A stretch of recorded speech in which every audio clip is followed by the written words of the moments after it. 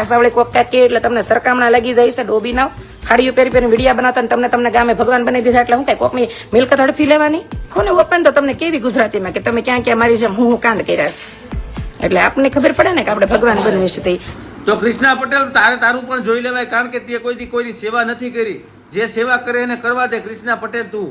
કારણ કે ખજૂરભાઈને અત્યારે ગુજરાતનું ભગવાનનું બિરુદ મળ્યું છે તો ઘણા લોકોથી જોવાતું નથી, એટલે ખજૂરભાઈને મન થાય એવા શબ્દો બોલે.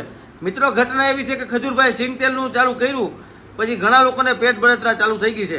એમાં કૃષ્ણા પટેલ, કીર્તિ પટેલ ઘણા બધા લોકો છે અને એનો વિરોધ ચાલુ કર્યો. હવે ખજૂરભાઈને કે વિદેશમાંથી ફંડ ફાળો આવે છે અને એ પોતાના પૈસા વાપરતો નથી, પણ શરૂઆત જેણે કરી છે ત્યારે એને કોઈ ફંડ નહોતું આવતું. શરૂઆત એને ગીરમાંથી કરી હતી. ગીરમાં જે વાવાઝોડા બિપોર જોઈમાં ઉડી ગયા હતા, વાવાઝોડામાં બધાને મકાનો એ ખજૂરભાઈએ બનાવી દીધા હતા બધાને. એ બધા લોકો કેમ ભૂલી ગયા?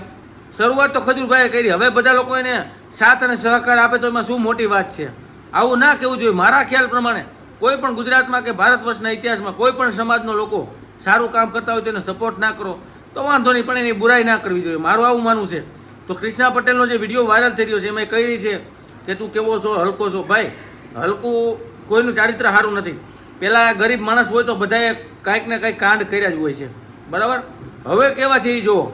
મારું એટલું માનવું. મિત્રો, તમારું શું માનવું છે કોમેન્ટ કરી અને બતાવો. Thank you.